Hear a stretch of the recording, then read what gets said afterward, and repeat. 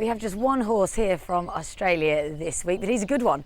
Buffering, who lines up in the Quoz Sprint, is trained by Robert Heathcote. Great to see you here. Welcome. How are we treating you so far?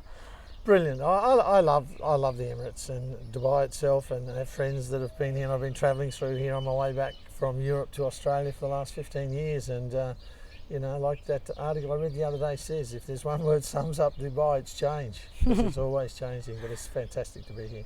And this is a culmination of a bit of a dream. You've always wanted to come here with a Dubai World Cup runner. It is. It's certainly high on the bucket list. And buffering as a sprinter, he's been fantastic for us. He's won $6.5 million. So we're not here for the money. Strangely, I can say that. But it's the fact that the invitation was extended to us. So, you know, opportunity of a lifetime. Let's take it. He's good enough to win this, we all know that, but has he settled in well? Have you been happy with him so far? Yeah, that's the key, I think, Laura. He is good enough, and he has to front up with his A game on Saturday night. I'm delighted. Since I've been here now for 3 or 4 days, and the horse is fantastic. He's lovely and bright. He looks in great order. He was pretty much spot on when he left home. The trip took a little bit out of him, but that's to be expected. You know, it's 9 hours to Hong Kong. He had a couple of hours on the ground in Hong Kong. He wasn't allowed off the plane, and then the 8 hours here. So it's a long journey, but he seems to have recovered really well. So you won't be doing a huge amount with him this week then? No.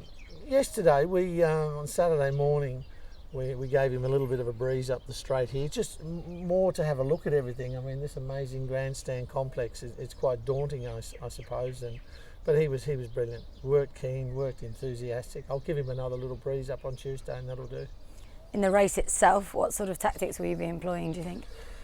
Buffering is well exposed. He races, he jumps and he runs, and he goes as hard and as fast for as far as he can. So look, it's 1,000 metres. They're all genuine quality horses, and they're going to get out and run. It'll be a high power, high pressure race. That's how he runs. For you, has he been a sort of flagship horse over the last couple of years? Well, more than the last couple of years, Laura. He's incredibly popular in Australia, this racehorse. I don't really know why, because I don't think he's ever been the best sprinter in Australia at any stage in his career, but he's probably been in the best 2 or 3 we've had in the country. I mean, he started his racing career during the time of Black Caviar. So this horse Buffering is the last link we have in Australia to Black Caviar. And oddly enough, he raced 19 times in Group 1 races and never won one. So Grade 1, Group 1, I think you call it. Oh, Grade 1, I think you call it here. So he raced 19 times, never won one, and placed about 12, 13 times. So he's a little bit like an underdog. And then he won one, and we all went crazy. He beat Lucky 9, who at the time was the highest rated sprinter in the world. And in his last 12 races, he's won 6 Group 1s at the age of 7 and 8. So it's kind of been the underdog story that's taken so long, got knocked out in the ring so many times, and now he's back, and he's become ever so popular.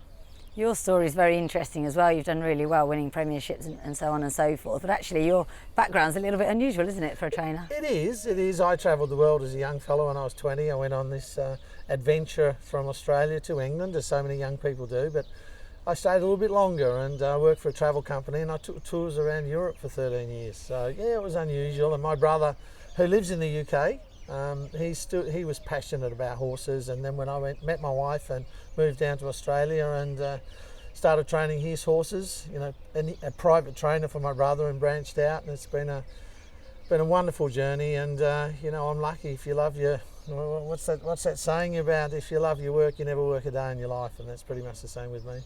Bearing all that in mind, you've come a long way. What would it mean if he could pop up and win for you on Saturday? Pop up and win, gee, so it rolls off the tongue, doesn't it? Oh, look, it'll be the culmination of my career as a trainer, and as I said, we're not here for the money. Buff's won $6.5 million. This is a 600,000 stakes purse for the winner.